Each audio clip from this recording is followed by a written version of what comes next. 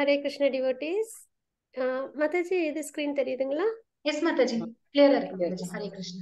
Thank you so much. Hare Krishna. Hare Krishna devotees எல்லாருக்கும் வணக்கங்கள். நம்ம பகவத்கீதை லெவல் 1ல இருக்கோம். 18 டேஸ் கோர்ஸ்ல லெவல் 1ல இருக்கோம். நேற்றுக்கு நம்ம அத்தியாயம் 1 பார்த்தோம். பகவத்கீதையில் மொத்தம் 18 அத்தியாயங்கள் இருக்கு. அதுல நம்ம தினமும் ஒரு அத்தியாயமா நம்ம பார்த்துட்டு வரோம். அதுல நேற்றுக்கு முதல் அத்தியாயம் பார்த்தோம். இன்னைக்கு நம்ம 2வது அத்தியாயம் பார்க்க போறோம். கீதையின் சாராம்சம், அதுதான் வந்து இரண்டாவது அத்தியாயம்.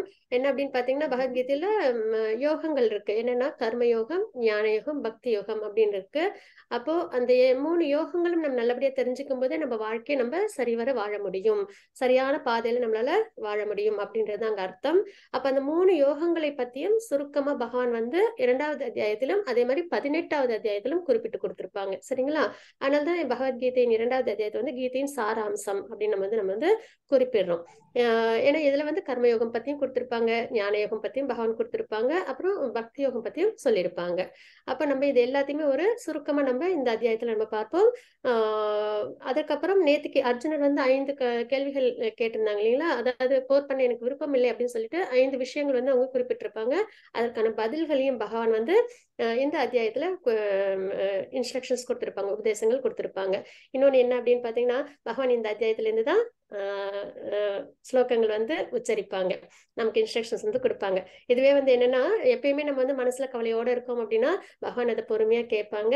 அதை கேட்டுட்டு நம்மளோட கவலைகள் அத்தனையும் நமக்கு போக்கி கொடுப்பாங்க, நம்ம சந்தேகங்கள் எல்லாத்தையும் நமக்கு போக்கி கொடுப்பாங்க அப்படின்றதே நம்ம வந்து தெரிஞ்சுக்கிறோம். இந்த அத்தியாயத்துல இருந்தா பகவானோட ஸ்லோகங்கள் வரும். எல்லாத்துலயும் வந்து பகவான் உவாச்ச அப்படின்னு தான் இருக்கும். சரிங்களா? எதனால வந்து பகவான் உவாச்ச அப்படின்னு இருக்கு அப்படின்னு பாத்தீங்கன்னா, ஏன் கிருஷ்ண உவாச்ச அப்படின்னு இல்ல அப்படின்னு பார்த்தோம்னா, பகவான் அப்படின்றது கிருஷ்ணருக்கு மட்டுமே பொருந்தும். எதனால அப்படின்னு பார்த்தோம்னா, வேதவியாசர் இருக்காங்க இல்லைங்களா, அவங்களோட தந்தை பராசர முனி, அவங்க வந்து பகவானுக்கான டெஃபினேஷன் வந்து விஷ்ணு புராணத்துல கொடுத்திருக்காங்க.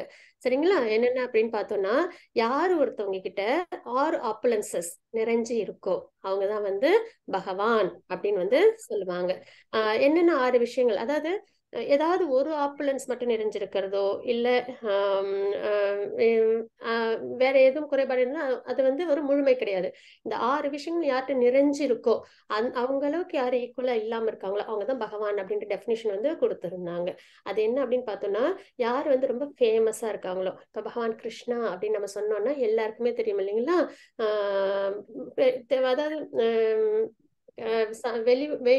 அதாவது வேற நாட்டுல உள்ளவங்க கிட்ட கூட போய் நம்ம கிருஷ்ணான்னு சொன்னோம்னா அவங்க வந்து கடவுள் அப்படின்ற அளவுக்கு அவங்களுக்கு தெரிய வரும் இல்லைங்களா? அப்ப பகவானை பத்தி தெரியாதவங்களே கிடையாது. அப்ப அவங்க ஃபேமஸ் ஆனவங்க அப்படின்றத நம்ம பார்க்கிறோம். அதுக்கப்புறம் பாத்தீங்கன்னா நாலேஜ். பகவான் தான் வேதங்களே எல்லாருக்கும் கொடுத்தாங்க இல்லைங்களா? பகவானாலதான் நம்மளுக்கு வேதங்கள் கிடைச்சது. வேதம் தான் இருக்கலே சுப்ரீம் நாலேஜ் அப்படின்னு பார்க்கிறோம். நம்மளோட ஆதாரம், அடிப்படை, அதுல இருந்துதான் எல்லாமே உருவாச்சு. அப்ப பகவான் கொடுத்த வேதம், அப்ப பகவான் வந்து கம்ப்ளீட் நாலேஜ் உள்ளவங்க அப்படின்றத நம்ம தெரிஞ்சுக்கிறோம் இல்லைங்களா? அதுக்கப்புறம் வந்து வெல்த், பகவானோடதுதான் இந்த ஆன்மீக உலகம், இந்த ஜட உலகம் எல்லாமே. ஒரு விஷயம் கூட பகவானோடது சம்பந்தப்பட்டது இல்லாம கிடையவே கிடையாது. எல்லாருமே பகவானோட சொத்து அப்படின்னும் போது பகவான் தான் இருக்கலே செல்வீகமானவங்க அப்படின்றதும் தெரிய வருது. இதுல கிருஷ்ண அவதாரத்திலையும் பாத்தீங்கன்னா மொத்தம் அவங்களுக்கு வந்து 16,108 குவீன்ஸ் இருப்பாங்க. சரிங்களா? ராணிகள் உண்டு அவங்களுக்கு. அவங்க எல்லாருக்குமே பாத்தீங்கன்னா தனித்தனியா எல்லாருக்குமே வந்து மாளிகைகள் கட்டி கொடுத்து, அதுவும் வந்து எல்லாமே தங்கத்தாலையும் வைடூரியங்களாலையும் கட்டி கொடுத்து அவங்க வந்து பாத்துப்பாங்க அப்படின்னு சொல்ல நம்ம வந்து கேள்விப்பட்டிருக்கோம் இல்லைங்களா? அப்போ அந்த அளவுக்கு ஒரு பேலஸ் இல்ல, 2 பேலஸ் இல்ல, 16,108 பேலஸ். சரிங்களா? அந்த அளவுக்கு செல்வீகம் வேற யார்ட்டையும் உண்டானா கிடையவே கிடையாது இல்லைங்களா? அந்த வகையில் நம்ம வந்து பகவான் தான் இருக்கல செல்வீகமானவங்க. மற்றபடி எல்லாமே பகவானோட சம்பந்தப்பட்ட விஷயம் தான் அப்படின்றதையும் நம்ம பார்க்கிறோம். அப்ப பகவான் தான் ப்ரொப்ரைட்டர்ன்றது நம்ம தெரிஞ்சுக்கிறோம், எல்லாத்துக்கும் உரிமையாளர்ன்றது. அதுக்கப்புறம் வந்து ஸ்ட்ரென்த். பகவான் கிருஷ்ணன் வந்து நிறைய அசுரர்களை அழிச்சிருக்காங்க இல்லைங்களா? அதாவது வந்து யசோதா அம்மா வந்து நிம்மதியாவே இருந்ததே இல்லையா பகவான் குழந்தையா இருந்தப்போ. ஏன்னா பிறந்த அடுத்த நாள்ல இருந்து பூத்த நாள்ல இருந்து வரிசையா தினம் தினம் நிறைய அசுரர்கள் என்ன பண்ணிட்டே இருந்தாங்க, கம்சன் வந்து அமிச்சுக்கிட்டே இருந்தாங்க. அவங்க எல்லாரையும் பகவான் என்ன பண்ணாங்க, சின்ன பிள்ளைங்க பொம்மையை விளையாண்டு உடைச்சு போடுற மாதிரி எல்லா அசுரர்களையும் என்ன பண்ணாங்க, அழிச்சாங்கன்றத நம்ம பார்க்கிறோம் இல்லைங்களா? அப்போ ஸ்ட்ரென்த், பகவானுக்கு மிக அதாவது பகவான் அளவுக்கு யாருக்கும் ஸ்ட்ரென்த் கிடையாது. அதுவும் இல்லாம இன்னொன்னு என்ன அப்படின்னு பார்த்தோம்னா, கோவர்தன மலையை பகவான் என்ன பண்ணாங்க, தன்னோட இடது கையால சுண்டு விரலால 7 நாள் கண்டினியூஸா தூக்கிட்டு இருந்தாங்க அப்படின்றத நம்ம பார்க்கிறோம் இல்லைங்களா. அப்ப ஸ்ட்ரென்த் வைஸும் பகவான் தான் சிறந்தவங்க அப்படின்றத நம்ம பார்க்கிறோம். அதுக்கப்புறம் அழகுன்றது பகவானை நம்ம எந்த இடத்துல பார்த்தாலும் அவங்க எப்படி இருப்பாங்க, அழகா தான் இருப்பாங்க இல்லைங்களா. 16 வயசை தாண்டினதே கிடையாது பகவான். எப்பயுமே ரொம்ப வசீகரமா இருப்பாங்க. எதுக்காக பகவான் அவ்வளோ வசீகரமா இருக்காங்க அப்படின்னா, நம்ம எல்லாரையும் ஈர்க்கிறதுக்காக தான். ஏன்னா நம்ம எப்பயுமே அழகான விஷயம்னா நம்ம அதோட கொஞ்சம் மோகப்பட்டு இருப்போம் இல்லைங்களா. அப்ப நம்மளும் இந்த ஜட வாழ்க்கையிலிருந்து நம்மள வந்து பகவான் பக்கம் திருப்பறதுக்கு பகவான் என்ன பண்றாங்க, எல்லா விதத்திலும் முயற்சி பண்றாங்க இல்லைங்களா. அதனால நம்ம கிட்ட ரொம்பவே அழகா வந்து அவங்க காட்சி கொடுக்குறாங்க. அவங்க நிஜத்திலயும் அழகுதான், ஆனா இது ஒரு காரணம். அப்பதான் நம்ம என்ன பண்ணுவோம், மெடிடேட் பண்ண முடியும் இல்லையா அவங்களோட ஃபார்ம்ல. அதனால ரொம்பவே அழகுல சிறந்தவங்க பகவான். குழந்தைங்க லேசா ஒரு கார்ட்டூன் போட்டா கூட பகவானை பத்தி ஒரு 5 வயசு குழந்தை வரைஞ்சா கூட அது எப்படி இருக்கும், அழகாதான் இருக்கும் இல்லைங்களா. பகவான் வந்து இருக்கலே ரொம்ப அழகானவங்க அப்படின்றத நம்ம பார்க்கிறோம். அதுக்கப்புறம் ரினௌன்ஸ்டு. இவ்வளவுலாம் இருந்தும் அவங்க எப்படி இருப்பாங்க அப்படின்னு பாத்தீங்கன்னா, பற்றற்று இருப்பாங்க. எதோடையும் அவங்களுக்கு சம்பந்தம் இல்லாம இருப்பாங்க. முற்றும் துறந்தவங்களா இருப்பாங்க அப்படின்றத நம்ம பார்க்கிறோம் சரிங்களா. அப்போ இந்த 6 விஷயங்களும் யாருக்கிட்ட முழுமையா இருக்கோ அவங்கதான் பகவான் அப்படின்னு வந்து பராசர முனி கொடுத்திருந்தாங்க. அந்த இது டெஃபினிஷன் படி நம்ம வந்து பார்த்தோம் அப்படின்னா, கிருஷ்ணர் முழுமையா இருப்பாங்க. அதனாலதான் பகவான் வாச்ச அப்படின்றத பகவத்கீதையில் நம்ம கிருஷ்ணர் கொடுத்த ஸ்லோகங்களுக்கு நம்ம பார்க்கிறோம் சரிங்களா. இதன் அடிப்படையில நம்ம இன்னைக்கான அத்தியாயத்தை நம்ம ஸ்டார்ட் பண்ணலாம். ஹரே கிருஷ்ணா. ஹரே கிருஷ்ணா. லலிதா மாதாஜி மங்களாச்சரணம் வாசிச்சிடலாங்களா? हरे कृष्णा। ओम अज्ञानतिमिरान्धस्य ज्ञानाञ्जनशलाकया चक्षुरुन्मीलितं येन तस्मै श्रीगुरवे नमः। श्रीचैतन्यमनोभीष्टं स्थापितं येन भूतले स्वयं रूपकदा मह्यं ददाति स्वपदान्तिकं। वन्देऽहं श्रीगुरो श्रीयुधपदकमलं श्रीगुरून् वैष्णवां च श्रीरूपं साग्रजातं सगण रघुनाथान्वितं तं सजीवं सात्वैदं सावधूतं परिजनसहितं कृष्ण चैतन्य देवं श्रीराधा कृष्ण पादान् सहगण ललिता श्री विशाखान्वितां च। हे कृष्ण करुण सिन्धो दीनबन्धो जगत्पते गोपेश गोपिका कान्ता राधा कान्ता नमोस्तुते। तप्त काञ्चन गौरंगी राधे वृन्दावनेश्वरी विषभानुसुते देवी प्रणमामि हरिप्रिये। वाञ्छकल्पतरुभ्यश्च कृपा सिन्धुभ्यः च पतितानां पावनेभ्यो वैष्णवेभ्यो नमो नमः। नमो ओं विष्णुपादाय कृष्णप्रेष्ठाय भूतले श्रीमते भक्तिवेदान्त स्वामिन्निति नामिने। नमस्ते सरस्वती देवी गौरवाणी प्रसारिणे निर्विशेष शून्यवादी पाश्चात्य देशधारिणे। जय श्री कृष्ण चैतन्य प्रभु नित्यानंद श्री अद्वैत गदाधरा श्रीवासादि गौर भक्त वृंदा। हरे कृष्ण कृष्ण कृष्ण हरे हरे हरे राम राम राम हरे हरे। हरे कृष्ण कृष्ण कृष्ण हरे हरे हरे राम राम हरे हरे। हरे कृष्ण कृष्ण कृष्ण हरे हरे हरे राम राम हरे हरे। ओम नमो भगवते वासुदेवाय।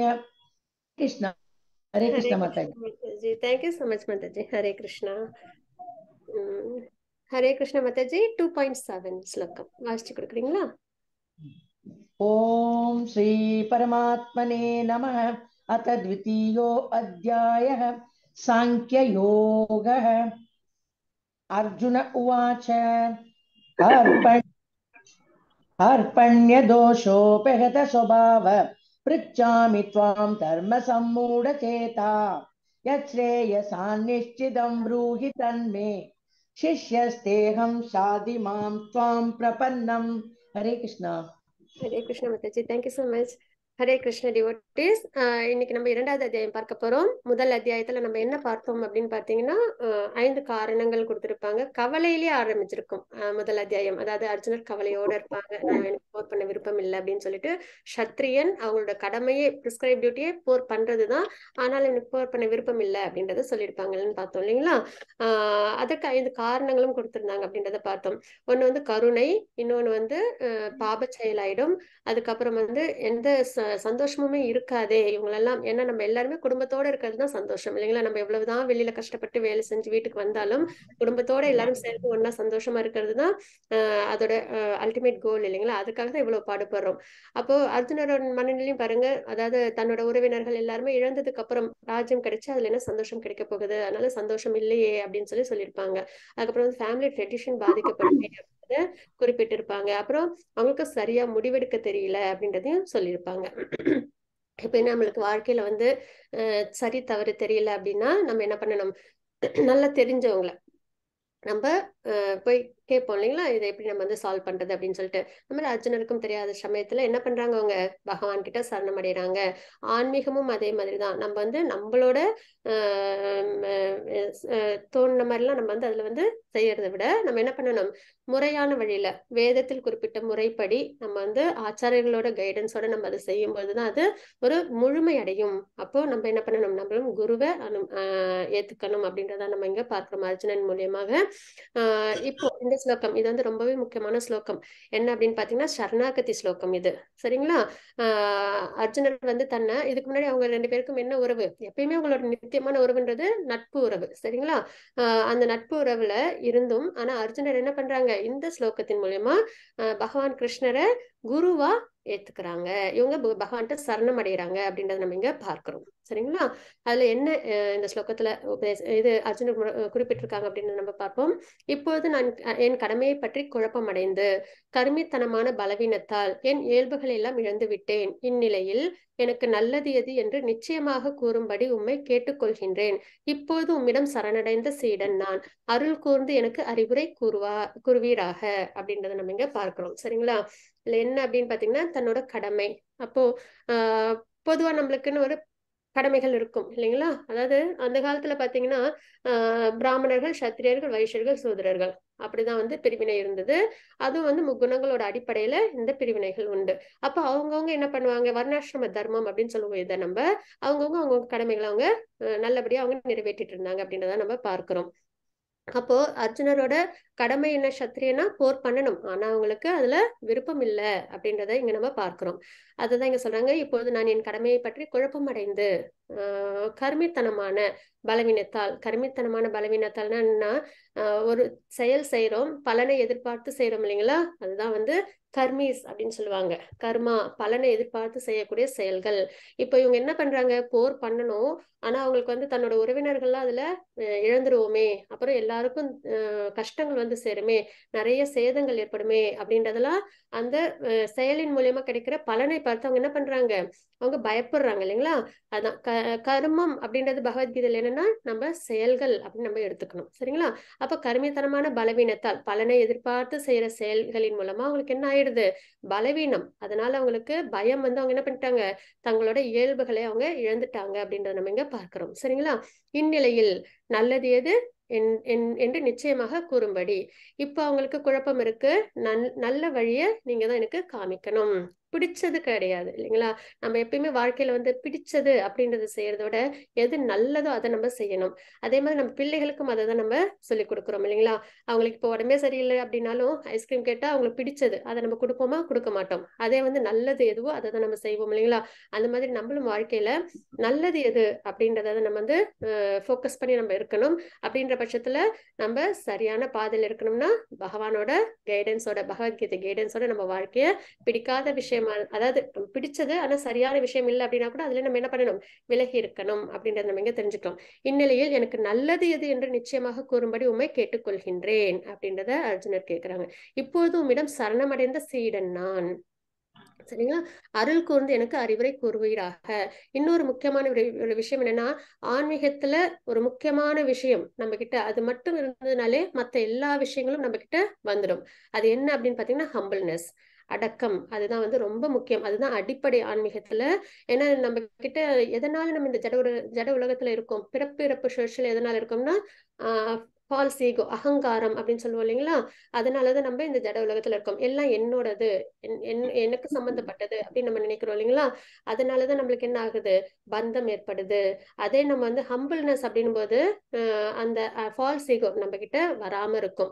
அப்போ அந்த அந்த என்னோடது அப்படின்ற அந்த எண்ணம் இல்லாத சமயத்திலேயே நம்மளுக்கு என்ன ஆயிடும், நமக்கு பகவான் மேல பக்தி பெருக்கெடுத்து வரும், ஆன்மீகத்துல நல்ல முன்னேற்றமும் கிடைக்கும், எல்லாவித குணங்களும் நம்ம கிட்ட நல்லபடியா வந்து சேரும். அதனால ஹம்பிள்னஸ். இங்க பாத்தீங்கன்னா அர்ஜுனர் எப்படி பகவான்ட்டு கேக்குறாங்க, அருள் கூர்ந்து எனக்கு அறிவுரை கூறுவீராக அப்படின்றத பகவான்ட்டு முறையிடுறாங்க.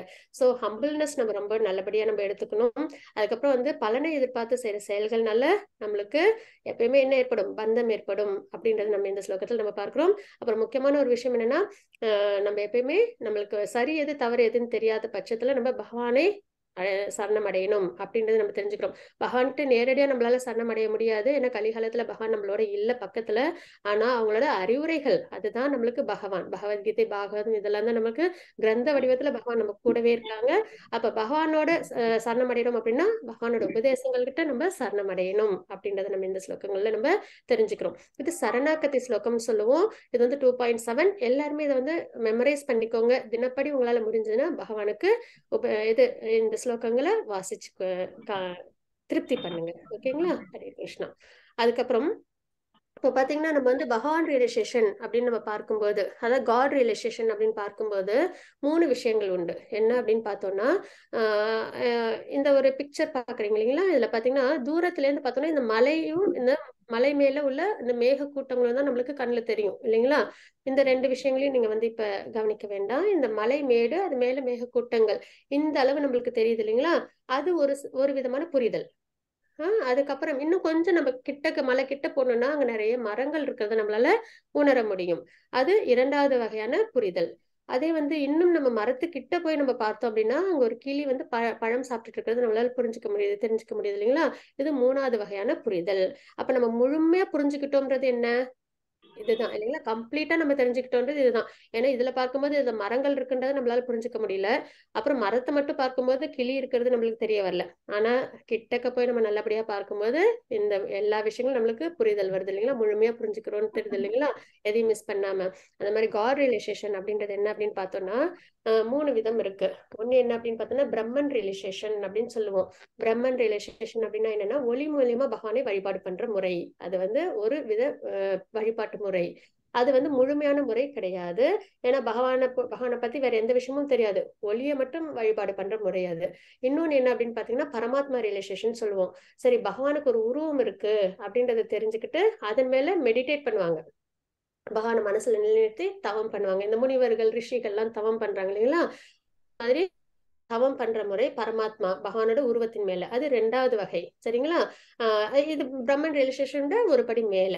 அதுக்கப்புறம் 3வது படி என்ன அப்படின்னு பார்த்தோம்னா அது பகவான் ரியலைசேஷன். பகவான் ரியலைசேஷன் போது பகவானை பத்தி முழுமையா தெரிஞ்சுக்கிறது. இப்பதான் நம்ம பார்த்தோம் இல்லைங்களா? பகவானாலே 6 அப்பலன்சஸ் யார்கிட்ட முழுமையா இருக்கோ அவங்கதான் பகவான் அப்படின்றத நம்ம பார்க்கிறோம் இல்லைங்களா? ஏன்னா மத்த எல்லாத்தையும் 1, 2 இருக்கும், அது கூட அவ்வளவு முழுமையா இருக்காது இல்லைங்களா? ஆனா கிருஷ்ணர்கிட்ட மட்டும் எல்லாமே இருக்கும், இந்த 6 அப்பலன்சஸும். அதனாலதான் அவங்கள பகவான் அப்படின்னு நம்ம வந்து குறிப்பிடுறோம். சோ பகவான் ரியலைசேஷன் அதுதான் கம்ப்ளீட் அண்டர்ஸ்டாண்டிங். பகவானை பத்தி முழுமையா நம்ம தெரிஞ்சுக்கிறோம்.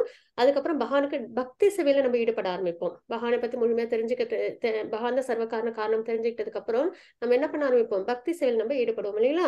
அதுதான் முழுமையான புரிதல் அப்படின்றத நம்ம பார்க்கிறோம். இதுக்கு இன்னொரு அனாலஜியும் நம்ம வந்து பார்க்கலாம். ஓமை என்ன அப்படின்னு பாத்தீங்கன்னா சூரியன் இருக்கு இல்லைங்களா? சூரியனை வந்து ஒளியை மட்டும் பார்த்துட்டு வேற எதையும் தெரிஞ்சுக்காம இருக்கிறோம் அப்படின்னும் போது இது என்ன, இந்த வெளிச்சம் எங்க இருந்து வருது, ஆமா இது வானத்துல இருந்து வருது, வெளிச்சமா இருக்கு அப்படின்னு நம்ம வந்து விட்டுடுறோம் இல்லைங்களா? அது ஒரு புரிதல்.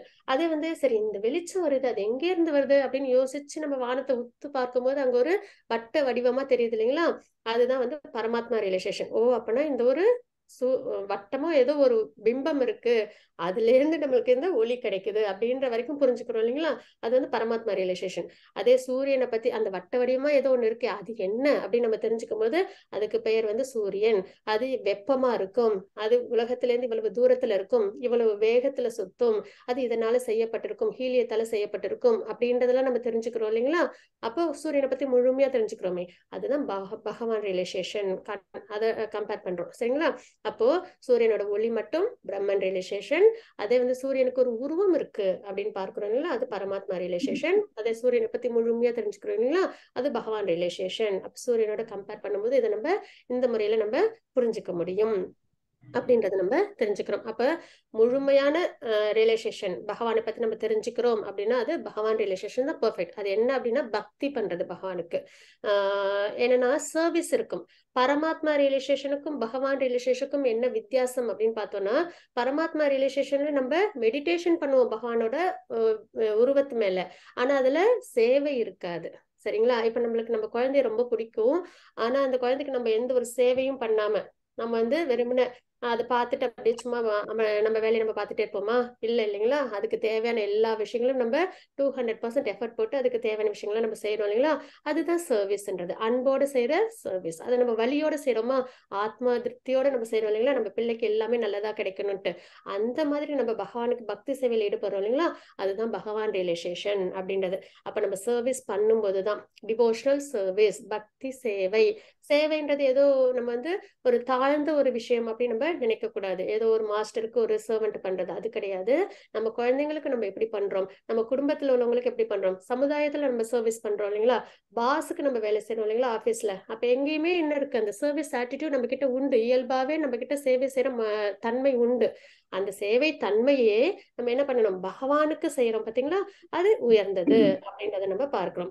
அதனாலதான் பகவான் ரியலைசேஷன் அப்படின்றது டிவோஷனல் சர்வீஸ், பக்தி சேவை பகவானுக்கு பண்றது, அதுதான் இருக்கலே உயர்ந்தது அப்படின்றத நம்ம இங்க தெரிஞ்சுக்கிறோம். இதை தெரிஞ்சுக்கிறது மட்டும் இல்ல, இதுல நம்ம ஈடும் படணும் அப்படின்றத நம்ம இங்க பார்க்கிறோம் சரிங்களா? இதுதான் ரியலைசேஷன்ஸ் பத்தி நம்ம பார்க்கிறது. லலிதா மாதாஜி பிரபுஜி படிக்கலாமா மாதாஜி? ஸ்ரீதர் பிரபுஜி ஹேண்ட் ரைஸ் பண்ணிருக்காரு. ஓகே மாதாஜி. ஹரே கிருஷ்ணா. பிரணாம். देहिनोऽस्मिन् यथा देह कौमारं यौवनं जरा तथा दो देहान्तरप्राप्तिर्धीरस्तत्र नमस्पति. हरे कृष्ण प्रभुजी, thank you so much. Thank you so much Prabhuji. Hare Krishna. இப்ப பாத்தீங்கன்னா ஃபர்ஸ்ட் ஒரு விஷயத்துக்காக போர் பண்ண விருப்பம் இல்லை அப்படின்னு பகவான் இது அர்ஜுனர் சொல்லியிருப்பாங்க இல்லைங்களா? பகவான் கிட்ட, கிருஷ்ணர் கிட்ட என்ன சொன்னாங்க? கம்பேஷன், கருணை. அவங்களாம் இறந்து போயிடுவாங்களே, என்னோட ரிலேட்டிவ்ஸ், அப்புறம் வந்து என்னோட ரிலேட்டிவ்ஸ் இல்ல, போர் பண்ண வந்தவங்க எல்லாம் இறந்து போயிடுவாங்களே அப்படின்னு வந்து அவங்க வந்து வருத்தப்படுவாங்க இல்லைங்களா? அப்போ அதுக்கான பதில் தான் இந்த 2.11 to 30 ஸ்லோகங்கள் வரைக்கும். இது என்ன குறிப்பிட்டிருப்பாங்க பகவான் அப்படின்னு பாத்தீங்கன்னா, ஆத்மாவை பத்தி சொல்லியிருப்பாங்க. ஆத்மாவோட நிலைப்பாடு என்ன அப்படின்றத பத்தி நமக்கு குறிப்பிட்டு கொடுத்திருப்பாங்க. இது ரொம்பவே முக்கியம். நம்ம ஆன்மீகத்துல நம்ம எல்கேஜி அப்படின்ற ஒரு விஷயம் அப்படின்னா அது வந்து ஆத்மாவை பத்தி நம்ம தெரிஞ்சுக்கிறது தான் சரிங்களா? ஆத்மாவை பத்தி நம்ம நல்லபடியா தெரிஞ்சுக்கும் போது அடுத்தடுத்த நிலைகளுக்கு நம்மளால நல்லபடியா முன்னேற்றம் அடைய முடியும். அப்போ ஆத்மாவை பத்தின விஷயங்கள் தான் இந்த 2.11 to 2.30 ஸ்லோகங்கள் வரைக்கும் உண்டு. நம்ம வந்து இங்க தினம் ஒரு சாப்டர் முழுசா பார்க்கிறோம் இல்லைங்களா? அதனால எல்லா ஸ்லோகங்களையும் நம்மளால இதுல பார்க்க முடியாது. அதனால ஒரு சில ஸ்லோகங்கள் மட்டும் நம்ம பார்க்கலாம். இதுல பாத்தீங்கன்னா 2.13 ஸ்லோகம். இதுல என்ன இருக்கு அப்படின்னு பார்த்தோம்னா, தேகத்தை உடையவனின் உடல் சிறு வயது, இளமை, முதுமை என்று கடந்து செல்வதை போல ஆத்மா மரணத்தின் போது வேறு உடலுக்கு மாற்றம் பெறுகிறது. புத்தியுடையவர்கள் இது போன்ற மாற்றத்தால் திகைப்பதில்லை அப்படின்னு நம்ம பார்க்கிறோம் சரிங்களா?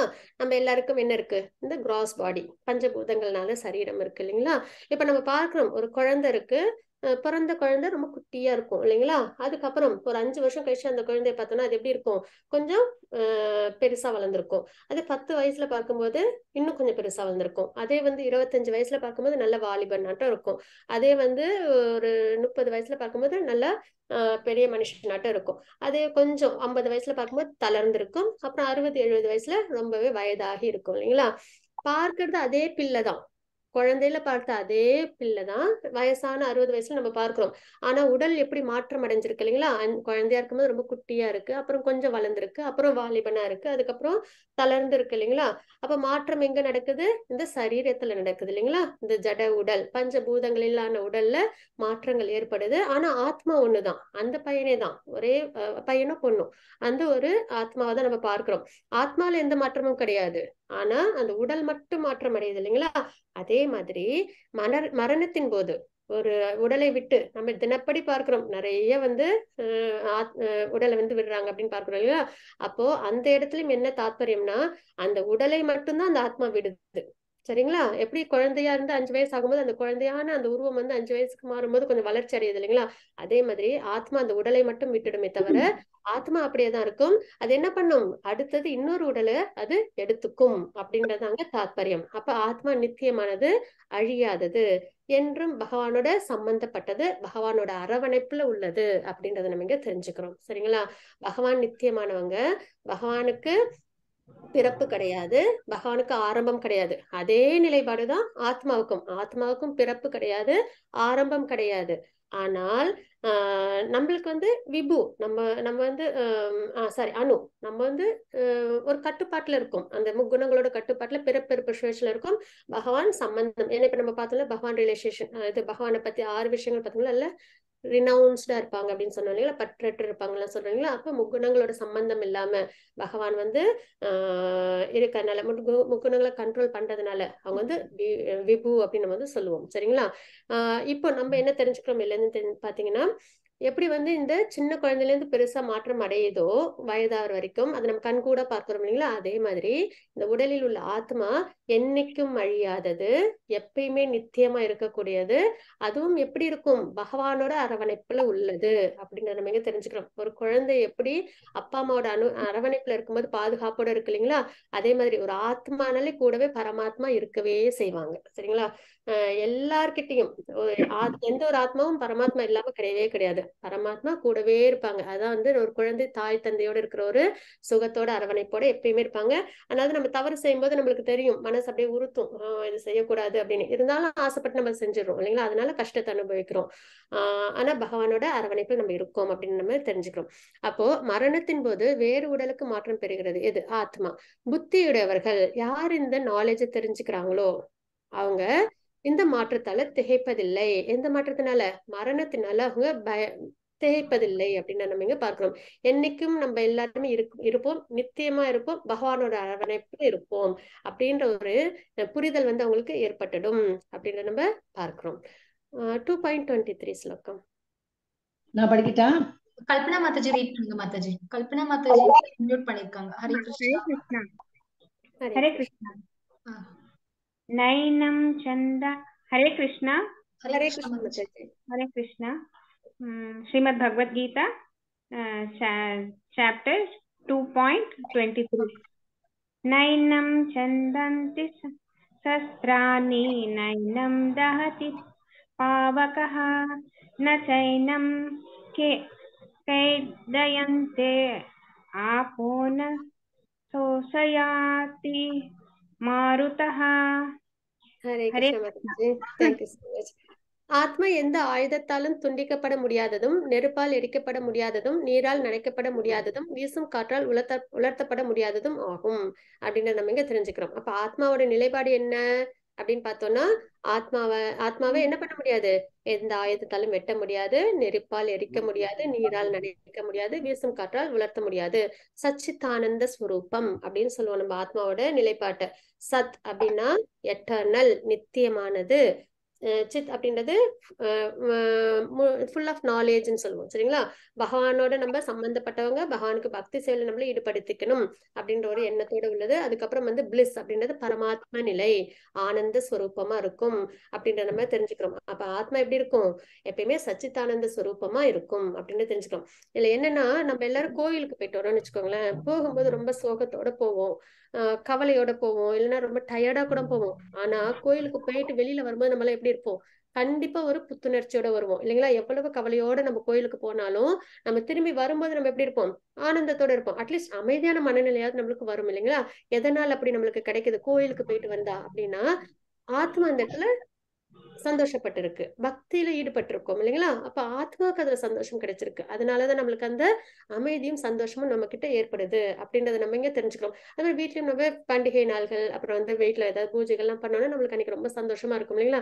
பிரச்சனைகள் இருக்கதான் செய்யும், பூஜை பண்றதுக்கு முன்னாடி இருக்கும், பின்னாடி இருக்கும். ஆனா அந்த பூஜை பண்ண நேரத்துல நம்மளுக்கு ரொம்ப சந்தோஷமா இருக்கும் இல்லைங்களா? திருப்தியோட இருக்கும் இல்லைங்களா? எதனால அப்படின்னா ஆத்மா அந்த இடத்துல சந்தோஷப்படுது. அப்ப ஆத்மான்னு ஒண்ணு இருக்கு, அது பக்தி சேவையில் ஈடுபடும் போது சந்தோஷமா இருக்கும்ன்ற நம்ம தெரிஞ்சுக்கிறோம். அப்போ நித்தியமானது ஆத்மா, நித்தியமானது பகவான், நித்தியமானது பக்தி. இதை நம்ம நல்லபடியா புரிஞ்சுக்கும் போது நித்தியமான விஷயத்தை தான் நம்ம என்னைக்கும் நம்ம வந்து கடைபிடிக்கணும் இல்லைங்களா? அப்ப இதை நம்ம வாழ்க்கையில என்னைக்குமே கடைபிடிச்சுக்கிட்டே இருக்கணும். அதே சமயத்துல நம்மளோட நித்தியமான கடமைகளையும் நம்ம செய்யணும் அப்படின்றத நம்ம இங்க தெரிஞ்சுக்கிறோம். மாதாஜி, ஸ்லோகம் 2.5 மாதாஜி ஹேண்ட் ரைஸ் பண்ணிருக்காங்க மாதாஜி. அவசியம். ஹரே கிருஷ்ண மாதாஜி, ரீட் பண்ணுங்க. हरे कृष्ण माताजी। हरे कृष्ण माताजी, प्रणाम। अवाप्य बाधां च बहून् वदिष्यन्ति तवाहिताः निन्दतस्तव सामर्थ्यं ततो दुःखतरं नु किम्। हरे कृष्ण माताजी। ஹரே கிருஷ்ண மாதாஜி. அன்பில்லாத வார்த்தைகள் பலவற்றை கூறி உனது எதிரிகள் உனது திறமையை நிந்திப்பர். அதைவிட மிகுந்த துன்பம் தரக்கூடியது வேறு என்ன இருக்க முடியும் அப்படின்றது இந்த ஸ்லோகத்துல நம்ம பார்க்கிறோம். இதுக்கு முன்னாடி நம்ம 2 ஸ்லோகங்கள் ஆத்மா சம்பந்தமா நம்ம பார்த்தோம். அதுல என்ன தெரிய வருது, நம்ம என்ன புரிஞ்சுக்கிறோம் அப்படின்னு பாத்தீங்கன்னா, இப்ப அர்ஜுனர் என்ன சொன்னாங்க, இவங்கெல்லாம் இறந்து போயிடுவாங்களே, எல்லாரும் நான் எழுந்துருவேனே அப்படின்னு சொன்னாங்க இல்லைங்களா? நீ யாரையும் வந்து அழிக்க போறது இல்லை, ஏன்னா ஆத்மா நித்தியமானது. நீ அழிக்கலனாலும் ஒரு நாள் இல்லைன்னா ஒரு நாள் அவங்களுக்கு அந்த மரணம்ன்றது ஏற்படதான் செய்யும். அதனால நீ வந்து இதனால மனம் வந்து கவலைப்பட வேண்டாம் அப்படின்றத பகவான் வந்து உபதேசங்களை கொடுத்திருப்பாங்க. ஆத்ம தத்துவம், சாங்கிய பிலாசபி அப்படின்னு நம்ம பார்ப்போம். சரிங்களா? அதற்கப்புறம் இந்த ஸ்லோகத்துல என்ன பார்க்கிறோம் அப்படின்னு பாத்தீங்கன்னா, சந்தோஷம் இல்லை அப்படின்னு சொல்லியிருந்தாங்க இல்லைங்களா? சண்டை போறதுனால இன்னும் சந்தோஷம் வரப்போகுது அப்படின்னு குறிப்பிட்டிருந்தாங்க இல்லைங்களா? அதற்கான ஆன்சர் தான் நம்ம இந்த வர ஸ்லோகங்களை பார்க்க போறோம். அன்பில்லாத வார்த்தைகள் பலவற்றை கூறி உனது எதிரிகள் உனது திறமையை நிந்திப்பர். இப்ப அர்ஜுனர் வந்து ரொம்ப வீரம் நிறைஞ்சவங்க இல்லைங்களா? சர்வோத்தமன், அவங்க நல்ல குணங்களோட நல்ல வீரம் நிறைஞ்சவங்களா இருக்கிறாங்க, அன்போட உள்ளவங்களா இருக்காங்க இல்லைங்களா? அப்படிப்பட்டவங்க இப்ப போர் பண்ணலன்னு உடனே அவங்கள வந்து திருதராஷன், துரியோதனன் அவங்கள என்ன பண்ணுவாங்க, கருணையால அவங்க போர் பண்ணல அப்படின்னு நினைப்பாங்க? கிடையாது, பயத்துல போரை விட்டுட்டாங்க. அவங்க கிட்ட 7 அக்ரோனி தான் இருக்கு, நம்ம கிட்ட 11 இருக்கு இல்லையா? அதை பார்த்து பயந்து போயிருப்பாங்க, அதனாலதான் போர் பண்ணாம போயிட்டாங்க அப்படின்னு தானே அவங்க வந்து சொல்லுவாங்க. அப்போ என்ன செய்வாங்க, அந்த எதிரிகள் நிந்திக்கும் போது ஆக்சுவலா இவங்க கிட்ட பயந்து போற விட்டு இருந்தா கூட அது வந்து அவங்களை பாதிக்காது. ஆனால் அவங்க வந்து கருணையினால் அவங்க போற விடுறாங்க இல்லைங்களா? அப்போ அந்த மாதிரி அவங்களை வந்து பழி சொல்லும் போது அவங்களுக்கு என்ன ஏற்படும், கண்டிப்பா கஷ்டமா இருக்கும் இல்லைங்களா? அதை விட மிகுந்த துன்பம் தரக்கூடியது வேற என்ன இருக்க முடியும் அப்படின்றத பகவான் இங்க குறிப்பிட்டு கொடுக்குறாங்க. மாதாஜி 2.37. மாதாஜி நிவேதிதா மாதாஜி ஹேண்ட் ரைஸ் பண்ணிருக்காங்க. அவசியம் மாதாஜி. படிக்கிறேன் மாதாஜி. அவசியம் மாதாஜி. हदो वा प्राप्स्यसि स्वर्गं जित्वा भोगस्यसे महीं तस्मात् उत्तिष्ठ कौन्तेय युद्धाय कृत निश्चयः. हरे कृष्णा माताजी. Hare Krishna Mataji, thank you so much. குந்தியின் மகனே, போர்க்களத்தில் நீ கொல்லப்பட்டால் ஸ்வர்க்கத்தை அடையலாம், வெற்றி பெற்றால் இவ்வுலகினை அனுபவிக்கலாம். எனவே உறுதியுடன் எழுந்து போர் புரிவாயாக அப்படின்றத நம்ம இந்த ஸ்லோகத்துல பார்க்கிறோம். சரிங்களா? அதாவது என்னன்னா, சந்தோஷம் இல்லைன்னு சொல்லியிருந்தாங்க இல்லையா பகவான்கிட்ட அவங்க அர்ஜுனர். அப்ப பகவான் என்ன சொல்றாங்க, போர்ல நீ கொல்லப்பட்டால் உனக்கு ஸ்வர்க்கம் கிடைக்கும். எதனால? தர்மத்துக்காக போராடுறாங்க இல்லைங்களா? தர்மத்துக்காக போர் பண்றாங்க, பகவானுக்காக போர் பண்றாங்க. அப்ப அது கண்டிப்பா நன்மையான விஷயம் தானே. அப்ப அவங்களுக்கு ஸ்வர்க்க பிராப்தி தான் கிடைக்கும். பாப செயல் பண்ணல இல்லையா? அதனால அவங்களுக்கு ஸ்வர்க்கம் கிடைக்கும். அப்ப சந்தோஷம் தான், சொர்க்கத்துக்கு போனா கண்டிப்பா சந்தோஷம் தான் நிறைஞ்சிருக்க போகுது. அதுவும் இல்லாம வெற்றி பெற்றால், சரி போர்ல நீ இறக்கல, உயிரோட இருக்க அப்படின்னா உனக்கு என்ன கிடைக்கும் அப்படின்றாங்க பகவான், உனக்கு ராஜ்யம் கிடைக்கும். வெற்றி பெற்றால் இவ்வுலகினை நீ அனுபவிக்கலாம் அப்படின்றத பகவான் வந்து குறிப்பிடுறாங்க. அதனால உனக்கு சந்தோஷம்ன்றது இறந்தாலும் உண்டு, இருந்தாலும் உண்டு. அதனால உறுதியுடன் எழுந்து போர் புரிவாயாக அப்படின்றத பகவான் வந்து அர்ஜுனோட கேள்விக்கு பதிலா கொடுக்குறாங்க. சரிங்களா? அதுதான் என்ன பகவான் உபதேசத்துல என்ன குறிப்பிடுறாங்க, இறந்தால் ஸ்வர்க்கம், இருந்தால் ராஜ்யம் அப்படின்றத நம்ம இந்த ஸ்லைட்ல பார்க்கிறோம். Mataji 2.40. Hare Krishna Mataji. Mataji just reminder Mataji, devotees நான் சாட்ல அட்டெண்டன்ஸ் லிங்க் போட்டிருக்கேன். கொஞ்சம் 6 மெம்பர்ஸ் தான் அட்டெண்டன்ஸ் மார்க் பண்ணிருக்கீங்க. ரிமைனிங் மெம்பர்ஸ்லாம் கொஞ்சம் அட்டெண்டன்ஸ் மார்க் பண்ணிடுங்க டிவோட்டீஸ். ஹரே கிருஷ்ணா. மாதாஜி நான் இந்த ஸ்லோகம் படிக்கலாமா? அவசியம் மாதாஜி. மாதாஜி. ஹரே கிருஷ்ணா. ஹரே கிருஷ்ணா. நேஹா விக்ரமணசோ அஸ்தி பிரத்யவாயோ ந வித்யதே ஸ்வல்பம் அப்யஸ்ய தர்மஸ்ய த்ராயதே மஹதோப்கயாத். ஹரே கிருஷ்ண மாதாஜி. ஹரே கிருஷ்ண டிவோட்டீஸ் மாதாஜி. நீங்க எல்லாருமே ஹேண்ட் ரைஸ் பண்ணலாம், அன்மியூட் பண்ணலாம். மாதாஜி சான்ஸ் கொடுப்பாங்க நம்ம எல்லாருக்கும் ஸ்லோகம் ரீட் பண்றதுக்கு. ஹரே கிருஷ்ணா. ஹரே கிருஷ்ண மாதாஜி. இம்முறையில் குறைவோ இழப்போ இல்லை, இவ்வழியில் சிறிது முன்னேற்றமும் மிக பயங்கரமான பயத்தில் இருந்து ஒருவனை காக்கும் அப்படின்றத நம்ம இங்க பார்க்கிறோம். சரிங்களா? இம்முயற்சியில் அப்படின்னா என்ன அர்த்தம்? பக்தி சேவையில. சரிங்களா? யார் ஒருத்தவங்க ஆத்மா நித்தியமானது, பகவானுக்கு பக்தி சேவையில ஈடுபடணும் அப்படின்றத தெரிஞ்சுக்கிறாங்களோ அவங்க என்ன பண்றாங்க? பக்தி சேவையில ஈடுபடுவாங்க. அப்ப அந்த முயற்சியில குறைவோ இழப்போ கிடையாது. நம்ம இந்த தடவை பக்தி பண்ணும் இந்த ஜென்மத்துல, அடுத்த ஜென்மத்துல நம்ம இந்த பக்தி தொடருமானா கண்டிப்பா தொடரும். அதனாலதான் நம்ம எல்லாம் இன்னைக்கு பகவத்கீதை தெரிஞ்சுக்கிறோம். மத்தவங்களுக்கு எல்லாம் விருப்பம் அவ்வளவா இல்லை. எதனால? அவங்க இன்னும் அந்த பக்தியில அந்த அளவுக்கு அவங்க முன்னேற்றம் அடையல. நம்ம எல்லாம் நிறைய பக்தியில ஈடுபட்டதுனால நம்ம என்ன பண்ணிருக்கோம்? இன்னைக்கு கிருஷ்ண பக்தி அளவுக்கு நம்ம முன்னேறி இருக்கோம் இல்லைங்களா? அப்போ இது பக்தி எட்டர்னல், அதுவும் அழியாத ஒரு விஷயம். பகவானுக்காக செய்யற எந்த ஒரு சேவையும் அழியாத விஷயம். சரிங்களா? அப்படின்னும் போது இம்முயற்சியில் குறைவோ இழப்போ இல்லை.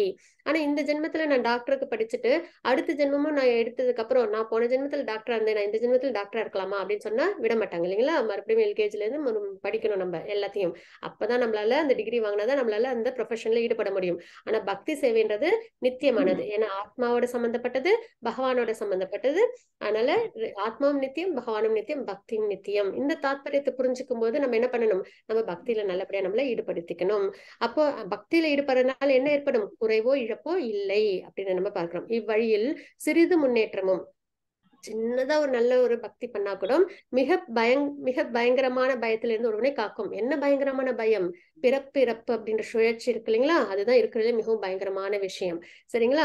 அப்ப அந்த பயங்கரமான பயத்துல இருந்து ஒருவனை காக்கும் பக்தி சேவை அப்படின்னு நம்ம இங்க தெரிஞ்சுக்கணும். ஏன்னா பகவான்கிட்ட நம்மளை பிரிச்சு வச்சிருக்கிறாங்க இல்லையா? எது? இந்த ஜட உலகம். அப்போ இந்த ஜட உலகத்துல பிறப்புன்ற சுழற்சியில இருக்கனால நம்ம என்ன பண்ணல? பகவானோட நம்மளால நித்தியமா வைகுண்டத்துல நித்திய சுரிகளா இல்லாம இங்க நம்ம இருக்கிறோம் இல்லைங்களா? அதற்கு காரணம் நம்மளோட இந்த பிறப்பு சுழற்சி.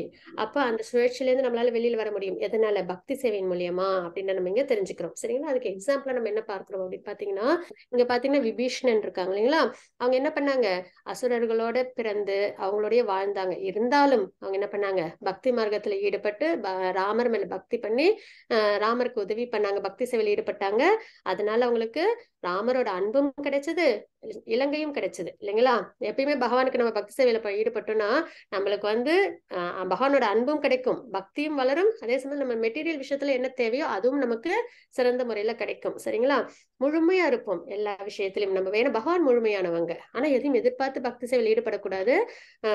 ஆனாலும் பகவானோட அனுகிரகம், காருண்ய குணம் அந்த அளவுக்கு. சரிங்களா? அப்ப என்ன ஆகுது? விபீஷணருக்கு இலங்கையும் கிடைக்குது, பகவானோட அன்பும் கிடைக்குது. பக்தி சேவையில் அவங்க ஈடுபட்டு ராமருக்கு உதவி செஞ்சாங்க. அதே மாதிரி ஹனுமான் அவங்களும் என்ன பண்ணாங்க? பக்தி சேவையில் ஈடுபட்டு அவங்களும் ராமருக்கு உதவி பண்ணாங்க.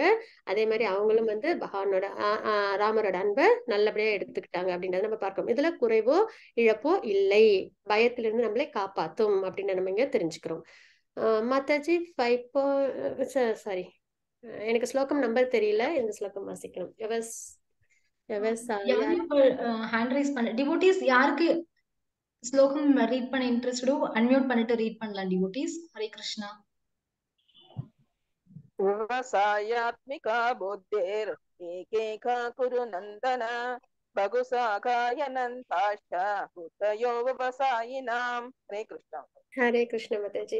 இவ்வழியில் உள்ளோர் தங்களது குறிக்கோளில் திடமான உறுதியுடன் இருப்பர். இவர்களது லட்சியம் ஒன்றே. குரு வம்சத்தின் செல்வனே, உறுதியற்றவரது அறிவோ பல கிளைகளை கொண்டது அப்படின்ற நம்ம தெரிஞ்சுக்கிறோம் இந்த ஸ்லோகத்துல. சரிங்களா? அதாவது பக்தி மார்க்கத்துல இருக்கும்போது இது புத்தி யோகம். சரிங்களா? ஒண்ணு பகவானுக்காக செய்யற செயல் கர்மயோகம் அடங்கும், இன்னொன்னு புத்தி யோகம். இது எல்லாமே அதாவது சம்மரி பகவத்கீதை 2வது அத்தியாயம் நம்ம பார்த்தோம் இல்லைங்களா? அப்போ இந்த ஸ்லோகத்துல நம்ம என்ன பார்க்கிறோம் அப்படின்னு பாத்தீங்கன்னா, இவ்வழியில் உள்ளோர் பக்தி மார்க்கத்துல உள்ளவங்க எப்படி இருப்பாங்களாம்? திடமான உறுதியுடன் இருப்பாங்க. எப்படி? பகவானுக்கு பக்தி சேவையில நம்மள ஈடுபடுத்திக்கணும். பிரகலாத் மகாராஜ், அம்பரீஷ் மகாராஜ், இந்த மாதிரி நிறைய பேர் இருக்காங்க பக்தி பியூர் டிவோட்டிஸ். நம்ம பாகவதம் நல்லபடியா தெரிஞ்சுக்கிட்டோம். பாகவதம் முழுக்க பக்தர்களோட கதைகள் தான், கதைகள் நிறைஞ்சதுதான் பாகவதம். சரிங்களா?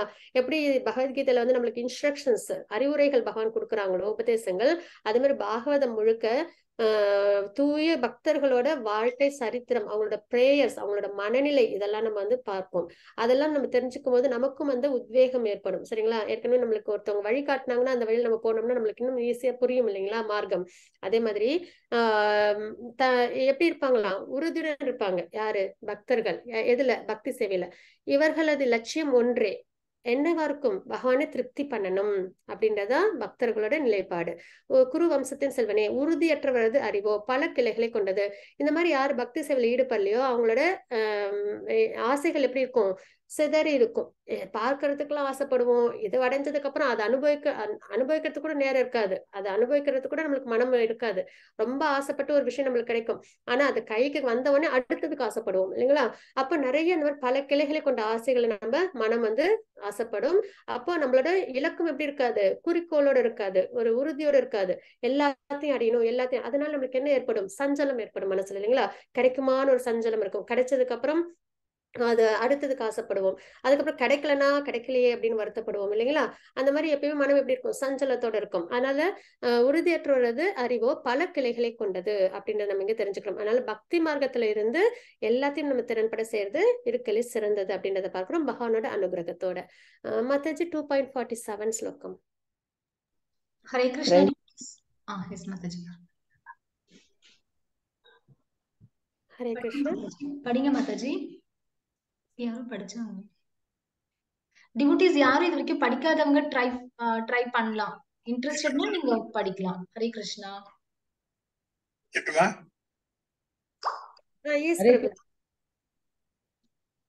படிக்க பிரபுஜி. ஸ்ரீதர் பிரபுஜி அன்மியூட் பண்ணிருக்கீங்க. படிங்க பிரபுஜி. ஹரே கிருஷ்ணா.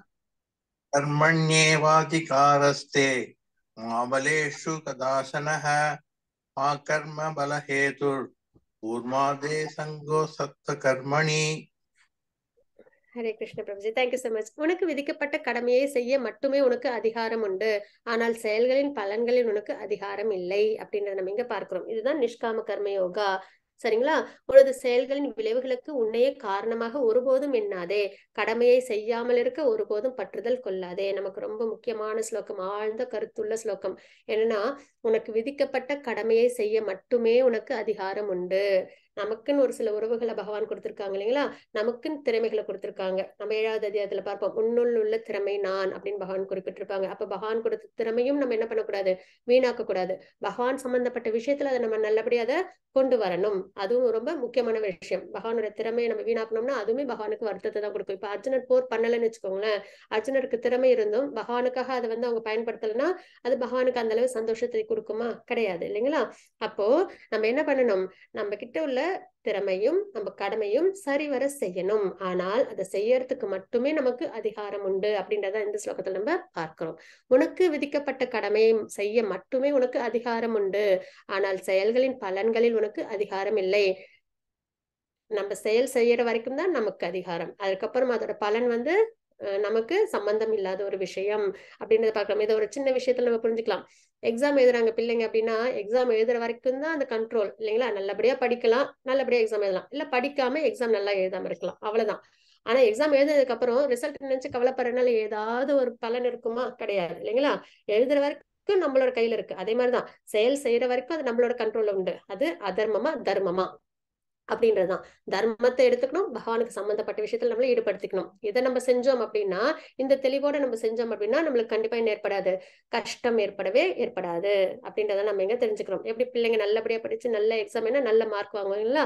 அதே மாதிரி பகவான் சம்பந்தப்பட்ட விஷயங்கள்ல தர்மத்துல நம்ம செயல்களை நம்ம செய்யணும். அந்த அதிகாரத்தை அந்த அந்த அந்த புரிதலை நம்ம எடுத்துக்கிட்டோம் அப்படின்னாலே நம்ம விழிப்புணர்வோட இருக்கோம் அப்படின்றது இங்க அர்த்தம். அப்ப அந்த கடமையும் நம்ம என்ன செய்யணும்? நம்ம பகவானுக்காக செய்யறோம். உனக்கு விதிக்கப்பட்ட கடமையை செய்ய மட்டுமே உனக்கு அதிகாரம் உண்டு, ஆனால் செயல்களின் பலன்களில் உனக்கு அதிகாரம் இல்லை அப்படின்னு. ஏன்னா பலன்களை அதிகாரம் எடுத்துக்கிட்டோம் அப்படின்னா நம்மளுக்கு என்ன ஏற்படும்? பந்தம் ஏற்படும். திருப்பவும் இந்த பிறப்பிறப்பு சுழற்சியில் நம்ம இருப்போம். உன்னத செயலின் விளைவுகளுக்கு உன்னையே காரணமாக ஒருபோதும் எண்ணாதே. நம்ம மட்டும் இப்ப நம்ம நிறைய விஷயம் நினைக்கிறோம் இல்லைங்களா? அது எல்லாமே நம்மளுக்கு நடந்துடுதா? இப்ப நம்ம கையில கண்ட்ரோல் இருக்குன்னா நம்ம நினைக்கிற எல்லா விஷயமும் நம்மளுக்கு நடக்கணும் இல்லைங்களா? நம்ம என்ன ஆசைப்பட்டாலும் அதை நம்மளால செய்ய முடியணும். ஆனா அப்படி இருக்கா? இல்ல. வாழ்க்கையில் நம்மளுக்கு நிறைய அன்சர்டனிட்டி இருக்கு இல்லைங்களா? அப்ப நம்ம கையிலேயே எல்லா உரிமையும் இல்லை அப்படின்றத நம்ம இந்த இடத்துல புரிஞ்சுக்கிறோம் இல்லைங்களா? அப்புறம் இன்னொரு விஷயம், பகவத்கீதையில 18வது அத்தியாயத்துல பகவான் வந்து குறிப்பிட்டிருப்பாங்க. 5 விஷயங்கள் ஒன்னா இருக்கும்போது தான் ஒரு விஷயம் வந்து நிறைவேறும் அப்படின்னு நம்ம 18வது அத்தியாயத்தன்னைக்கு நம்ம பார்க்கலாம். சரிங்களா? அப்போ உனது செயல்களின் விளைவுகளுக்கு உன்னே காரணமாக ஒருபோதும் எண்ணாதே, கடமையை செய்யாமல் இருக்க ஒருபோதும் பற்றுதல் கொள்ளாதே. பகவான் இதையும் சொல்லிட்டாங்க, நான் பக்தி மார்க்கத்துல இருக்க போறேன், அதனால நான் வந்து என்னோட ஃபேமிலி எல்லாத்தையும் விட்டுட்டு நான் வந்து போய் தவம் பண்ண போறேன் அப்படின்னு வந்து நம்ம முடிவெடுக்கவே கூடாது. நம்ம என்ன செய்யணும், நம்ம கடமைய அவசியம் செய்யணும். இப்ப அர்ஜுனன் சத்திரியன், அவங்க என்ன பண்றாங்க, பகவானுக்காக போர் பண்றாங்க இல்லைங்களா, அவங்களோட பிரிஸ்கிரைப் டியூட்டி, சத்திரியனோட டியூட்டி தர்மத்துக்காக போராடுறது, பகவானுக்காக அதை செய்யறாங்க இல்லைங்களா. அதே மாதிரி நம்மளும் வாழ்க்கையில நம்மளோட பகவானால கொடுக்கப்பட்ட உறவுகள், நம்ம வாழ்க்கையை நம்ம நல்லபடியா திறன்பட தர்ம வழியில பகவான் சம்பந்தப்படுத்தி நம்ம வாழும்போது அது பெர்ஃபெக்ஷனா ஒரு வாழ்க்கையா இருக்கும். அதனால கடமையை செய்யாமல் இருக்க ஒருபோதும் எண்ணாதே. கிருஷ்ணா கான்சியஸ்னஸ், கிருஷ்ண பக்தின்றது எனக்கு வந்து பக்தியில இருக்கேன் அதனால நான் எதுலயும் சம்மந்தப்படாம இருக்கேன் அப்படின்றது ஒரு எக்ஸ்கியூஸ் இருக்கிற ஒரு விஷயம் கிடையாது அப்படின்றது இந்த ஸ்லோகத்துல நம்ம தெளிவா நம்ம தெரிஞ்சுக்கிறோம்.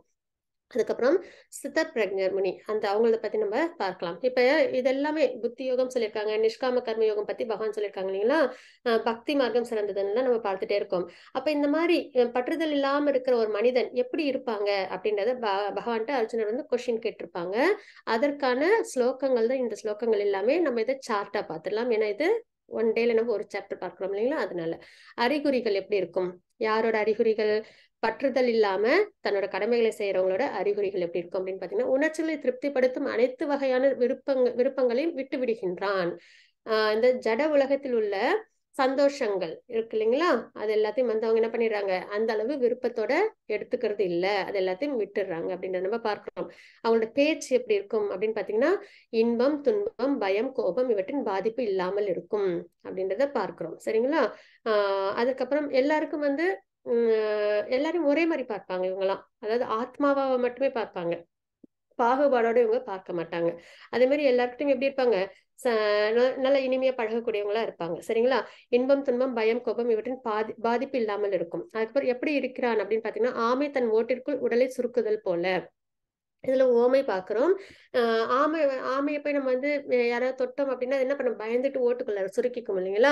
அதே மாதிரி இவங்க என்ன பண்ணுவாங்களாம், இந்த ஜட சம்பந்தப்பட்ட விஷயத்துல அவ்வளவு பற்றுதல் இல்லாம தன்னை சேஃபா பாதுகாத்துப்பாங்க. எதனால அப்படி, நமக்கு என்னது சென்சஸ், அந்த 5 புலன்கள் இருக்கு இல்லைங்களா. ஆமைக்கு தலை 4 கால்கள் இருக்கிற மாதிரி நமக்கு 5 புலன்கள் இருக்கு. அதெல்லாம் என்ன பண்ணும், இந்த ஜட சம்பந்தப்பட்ட விஷயத்துல என்ஜாய் பண்ண ஆரம்பிக்கும் இல்லைங்களா. அந்த நிமிஷத்துல யாராவது தொட்டோன்னா ஆமை என்ன பண்ணிக்குது, உடனே தன்னோட உடல்ல வந்து குறுக்கிக்குது இல்லைங்களா, ஓட்டுக்குள்ளார. அதே மாதிரி இந்த ஜட சம்பந்தப்பட்ட விஷயங்கள் ஏதாவது அவங்களுக்கு வந்து வருது அப்படின்னா அவங்க என்ன பண்ணுவாங்க, அது முக்கியமா அதர்மங்கள். சரிங்களா? தர்ம வழியில கூட வந்துடலாம், ஒன்றும் தப்பு இல்லை. ஆனா அதர்மமான விஷயத்துல நம்ம என்னைக்குமே ஈடுபடக்கூடாது. ஒண்ணு தவறுன்னு தெரிஞ்சுன்னா அதை நம்ம அப்படியே விட்டுறணும். சரிங்களா? அப்ப அந்த மாதிரி விஷயங்கள்ல எப்படி இருப்பாங்களாம் இந்த சித்தமுனி அவங்களாம், ஆமை தன் ஓட்டுக்குள்ள சுருக்குதல் போல தன்னோட புலன்கள் எல்லாம் அவங்க என்ன பண்ணிடுவாங்க, கண்ட்ரோல் பண்ணிருப்பாங்க அப்படின்றத நம்ம பார்க்கிறோம். சரிங்களா? ஜட சம்பந்தப்பட்ட தவறான விஷயங்கள்ல இருந்து எப்படி நடந்து கொள்கின்றான், ஆசையிலிருந்து விடுபட்ட வாழ்க்கை, இந்த ஜட உலக ஆசைகள்ல இருந்து விடுபட்டு பகவான் மேல தன்னோட பக்தி அவங்க செலுத்துவாங்க அப்படின்றத நம்ம பார்க்கிறோம். சரிங்களா? மாதாஜி 2.55 ஸ்லோகம். Hare Krishna Mataji. Lalitha Mataji, please read the ஸ்லோகம் மாதாஜி. லலிதா படிக்கிறேன். श्री भगवानुवाच प्रजहाति यदा कामान् सर्वान् पार्थमनोगतान् आत्मन्येवात्मना तुष्ट स्थितप्रज्ञस्तदोच्यते. हरे कृष्णा. ஹரே கிருஷ்ண மாதாஜி. புருஷோத்தமராகிய முழுமுதற் கடவுள் கூறினார், பார்த்தனே, எப்போது ஒருவன் தமது மன கற்பனைகளால் எழும் புலனுகர்ச்சிக்கான எல்லா ஆசைகளையும் தொடர்ந்து தூய்மையடைந்த மனதுடன் தன்னில் திருப்தி அடைகின்றானோ அப்பொழுது அவன் தெய்வீக உணர்வில் நிலை பெற்றவனாக அறியப்படுகின்றான். அப்போ யாரு பக்தி மார்க்கத்துல ஈடுபடுறாங்க, அவங்க எப்படி இருப்பாங்க அப்படின்றதெல்லாம் நம்ம பார்த்துட்டு இருக்கோம் இல்லைங்களா. அப்ப எப்படி இருப்பாங்களாம், எப்பொழுது ஒருவன் தனது மனக்கற்பனைகள்னால் எப்போ தெளிவில்லையோ அப்பதான் மனக்கற்பனைகள் வரும். ஒரு விஷயம் நம்மளுக்கு புலப்படலைன்னா தான் இப்படி இருக்குமோ அப்படி இருக்குமோ, அப்படி நடந்திருக்கலாமோ இப்படி நடந்திருக்கலாமோ, இப்படிலாம் நிறைய யோசிப்போம் இல்லைங்களா. எதனால, நம்மளுக்கு தெளிவான ஒரு விஷயம் இல்லாத சமயத்துல.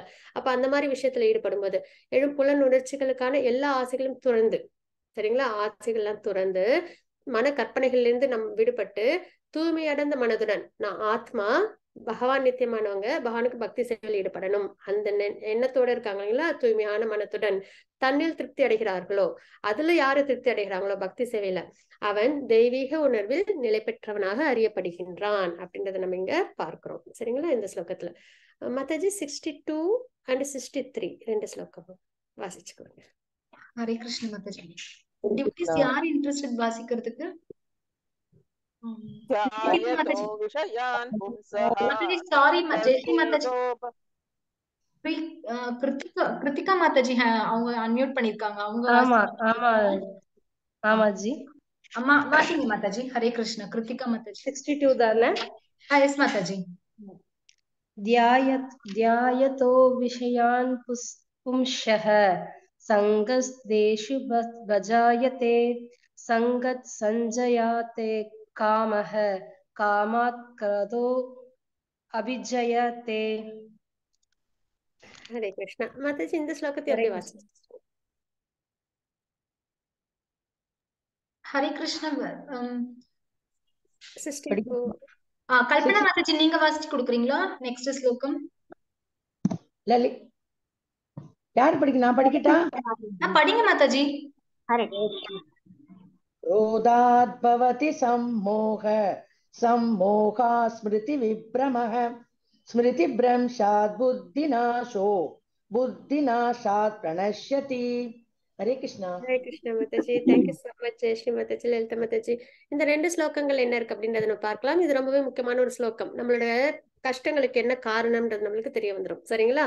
62 அதுல என்ன இருக்கு அப்படின்னு பார்த்தோம்னா, புலநோக்கு பொருட்களை சிந்திப்பதால், சரிங்களா, மனிதன் அதன் மேல் பற்றுதலை வளர்த்துக் கொள்கின்றான். அந்த பற்றுதலில் இருந்து காமமும் காமத்திலிருந்து கோபமும் தோன்றுகின்றன அப்படின்றத நம்ம இங்க தெரிஞ்சுக்கிறோம். இந்த ஸ்லோகத்துல என்னது?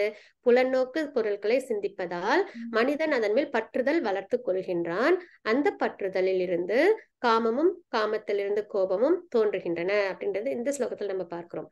இந்த ஸ்லோகத்துல கோபத்திலிருந்து பூர்ண மயக்கமும் மயக்கத்தினால் நினைவு நிலை இழப்பும் ஏற்படுகின்றன. நினைவு குழம்புவதால் அறிவு இழக்கப்படுகிறது. அறிவு இழக்கப்பட்டவுடன் ஒருவன் மீண்டும் ஜட வாழ்க்கையில் வீழ்கின்றான் அப்படின்றத நம்ம இங்க பார்க்கிறோம் இல்லைங்களா? இந்ததான் நம்ம இந்த சார்ட்ல பார்க்கிறோம். இல்லைன்னா புலன்கள் ஈடுபடும் பொருட்கள். நம்ம ஒரு விஷயத்த பார்க்கிறோம் இல்லைங்களா, பார்த்த உடனே மனசுல ஆசை வரும் இல்லைங்களா? நம்ம எல்லாருக்கும் ஏதோ ஒரு விஷயத்த பார்ப்போம், ஆசை வந்துடும், உடனே அதோட ஒரு இணைப்பு ஏற்படுது நமக்கு. அப்போ புலன்கள் ஈடுபடும் பொருட்கள் அதுதான் ரொம்ப முக்கியம். நம்ம என்ன பார்க்கிறோம், என்ன கேட்கிறோம், என்ன பேசுறோம், இதுதான் ரொம்ப நம்ம கவனமா இருக்க வேண்டிய விஷயம். அப்புறம் இணைப்பு ஏற்படுது. இணைப்பு ஏற்பட்ட உடனே அது மேல ஆசை வந்துடும் இல்லைங்களா? ஆசை வந்த உடனே அது நடக்குமா நடக்காதா, அது ரொம்ப ஆசை அடைஞ்சே ஆகணும் அப்படின்ற ஒரு பட்சத்துல அது நடக்கலன்னா என்ன ஆயிடும்? நமக்கு கோபம் வரும். கோபம் வந்தோடனே மாயை வரும். மாயை வந்தோடனே நினைவு குழம்பிடும். நம்மளே தெரியும், என்ன சொல்லுவோம் இல்லையா, கோபத்துல வந்தோடனே என்ன பேசுறோம், என்ன செய்யறோம், எப்படி நடந்துக்கிறோன்றது நம்மளுக்கு தெரியாது இல்லைங்களா? ஒண்ணும் இல்லை, ஒரு குழந்தை ஐஸ்கிரீம் சாப்பிட ஆசைப்படுது, அது ஐஸ்கிரீம் கடையை பாக்குது, பார்த்தோன்னே ஐஸ்கிரீம் சாப்பிடணும்னு அதுக்கு தோணுது. தோணுனோடனே அந்த ஆசையை அதிகமாக்கி வளர்த்துக்குது. அப்பா அம்மா கிட்ட கேக்குது, அப்பா அம்மா இல்ல கூடாது, இப்ப வின்டர் சீசன் வாங்கி தர மாட்டேன், ஜுரம் வந்துடும் சொல்லுவாங்க. உடனே அது கோபம் வந்துடும். என்ன பண்ணு, உருண்டு உருண்டு அழும் இல்லைங்களா? எப்படியாவது எனக்கு ஐஸ்கிரீம் வேணும் அப்படின்னு சொல்லி அதை வாங்கி சாப்பிட்டுட்டு ஜுரம் வந்தாலும் பரவாயில்லன்னு அதுக்கப்புறம் அது கஷ்டப்படுமே தவிர அந்த ஆசையில இருந்து அதால வெளியில வர முடியாம இருக்கு இல்லைங்களா? அதை நம்ம நல்லபடியா ஞாபகம் வச்சுக்கலாம். சரிங்களா? புலன்கள் ஈடுபடும் பொருட்கள், இணைப்பு, காமம், கோபம், மாயை, நினைவு குழம்பிய நிலை, அறிவிழப்பு. அதனால என்ன ஏற்படுது? வீழ்ச்சி ஏற்படுது. என்ன வீழ்ச்சி நமக்கு? இதே அதர்மமான பொருளை நம்ம ஆசைப்பட்டுட்டோம் அப்படின்னா தவறு. வேதத்துல குறிப்பிட்டிருக்காங்க, இது தவறான விஷயம், இதுல ஈடுபடக்கூடாது. ஆனா அந்த விஷயத்த நம்ம பார்க்கிறோம், அதுல நம்மளுக்கு ஆசை வந்துடுது, அதை நம்ம அடைச்சிக்கிறோம் எப்படியாவது அப்படின்னும் போது நம்மளுக்கு என்ன ஏற்படுது? பந்தம் ஏற்பட்டு தவறான காரியங்கள். கோபம் வந்தாலே நம்ம என்ன பண்ணுவோம்? அதர்மம் தான் பண்ணுவோம் இல்லைங்களா? தவறான முறையில பேசி தவறான செயல்களில் ஈடுபட்டு அப்ப என்ன ஏற்படும்? பாபம் தான் வந்து சேரும். அப்ப பாபம் வந்துச்சுன்னா என்ன ஆயிடும்? நம்ம நரகத்துக்கு போயிடுவோம், கஷ்டங்களை அனுபவிப்போம். நரகத்துக்கு போனாலும் கஷ்டங்களை நம்ம அனுபவிப்போம் அந்த பாவ செயலால. அப்ப வீழ்ச்சி ஏற்படுது. பிறப்பு இறப்புன்ற சுழற்சியில நம்ம ஈடுபடுத்துகிறோம் அப்படின்னு நம்ம இங்க தெரிஞ்சுக்கிறோம். சரிங்களா? அப்ப இதுல இருந்து நம்ம வெளியில வரணும் அப்படின்னா என்ன பண்ணலாம்? புலன்கள் ஈடுபடும் பொருட்கள்னு பார்த்தோம் இல்லைங்களா? அது இந்த ஜட பொருட்களை இல்லாம பகவானை இந்த இடத்துல நம்ம வச்சுட்டோம் அப்படின்னா சரிங்களா. ஏன்னா ஆசை எல்லா மனுஷனுக்கும் இருக்கும், ஆசைப்படாத மனுஷன் இருக்கவே முடியாது. ஏன்னா நம்மளுக்கு புலன்கள் இருக்கு, மனம் இருக்கு, ஆசைப்பட அது இயல்பு, அதோட இயல்பு அதுதான் இல்லைங்களா. தூங்கும் போது கூட நம்ம சென்சஸ் ஆக்டிவா தான் இருக்கும், மனமும் ஆக்டிவா தான் இருக்கு. அப்ப அவ்வளவு ஆக்டிவான ஒரு விஷயத்த நம்ம வந்து கண்ட்ரோல் பண்ணோம் அப்படின்னா கண்டிப்பா முடியாது. ஒரு நல்ல ஆக்டிவான குழந்தைய போய் ஒரு 5 நிமிஷம் நீ உட்காரு கையை காலை கட்டிட்டு அப்படின்னா அதெல்லாம் உட்கார முடியாது இல்லைங்களா. அது மாதிரி நம்ம இப்ப டிவி பார்க்க கூடாதுன்னு அதுகிட்ட சொன்னோம்னா, அமைதியா உட்கார சொன்னோம்னா அது என்ன பண்ணும், ஒரு 10 நிமிஷம் ரொம்ப சிரமப்படும், அப்புறம் 10வது நிமிஷம் டிவி எடுத்துரும் இல்லைங்களா, பார்க்க ஆரம்பிச்சிடும். நம்மளும் அப்படிதான் இருப்போம் இல்லைங்களா. அது மாதிரி என்னன்னா இதெல்லாமே ஆக்டிவான விஷயம், மனமும் புலன்களும். அப்ப அதை நம்ம என்ன பண்ணக்கூடாது, கண்ட்ரோல் பண்ணக்கூடாது. கண்ட்ரோல் பண்றதுனால நம்மளால பிரச்சனைகள்ல இருந்து வெளியில வர முடியாது. அப்ப இவ்வளவு புலன்கள், ஆக்டிவான புலன்களையும் மனம் ஆசைப்படுற மனத்தையும் நம்ம என்ன பண்ணணும்னா பகவான் மேல நம்ம இணைச்சுக்கணும். பகவானை நம்ம எப்பயும் நித்தியமா நினைக்கிறது, பகவானுக்கு நம்ம புலன்கள்னால பக்தி சேவை பண்ணது, பகவானை பத்தி பேசுறது, பகவானை பத்தி கேட்கறது. இந்த 1 மணி நேரம் நம்ம எல்லாரும் கிளாஸ்ல இருந்து பகவானை பத்தி தெரிஞ்சுக்கிறோம் இல்லைங்களா.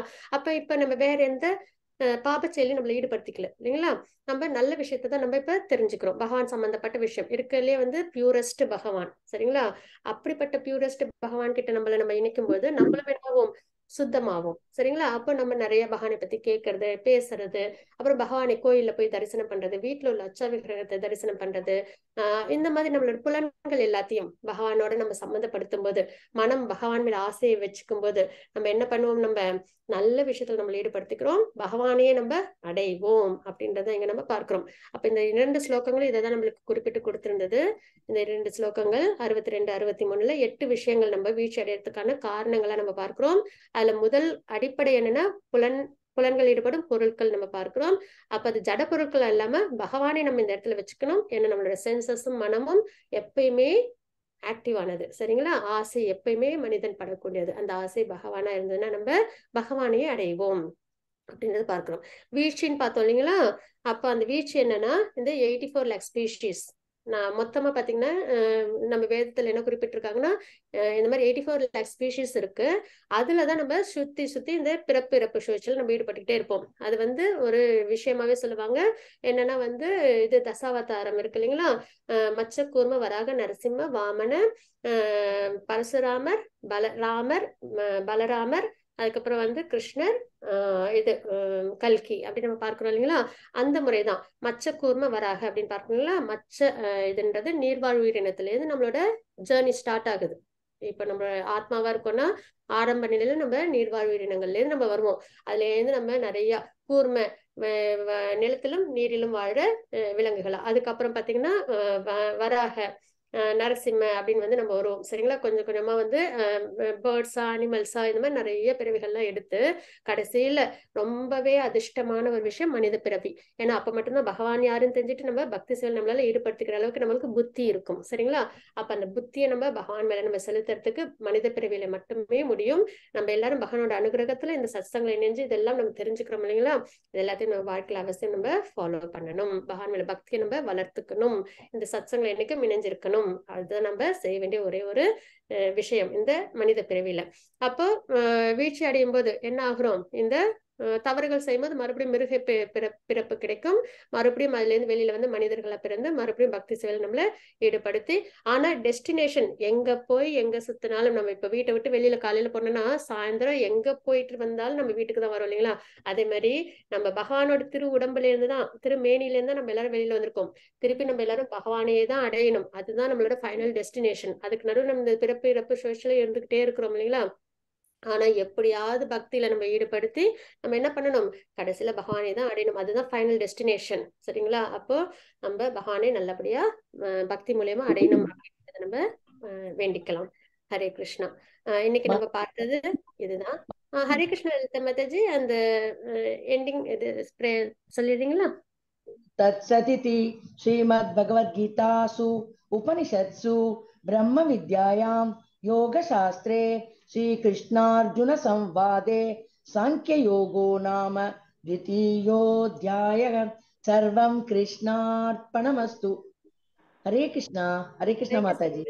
Hare Krishna Mataji, thank you so much. நம்ம இன்னைக்கு என்னென்ன பார்த்தோம் அப்படின்னு பார்த்துடலாம். இரக்கம், அதுல வந்து நான் உடல் அல்ல ஆத்மா, இதுதான் ரொம்ப முக்கியமான ஒரு விஷயம். ஆத்மா நித்தியமானது அப்படின்றத நம்ம இன்னைக்கு தெரிஞ்சுக்கிறோம். எப்பயுமே இருப்போம், பகவானோட அரவணைப்புல இருப்போம் அப்படின்றத நம்ம தெரிஞ்சுக்கிறோம்.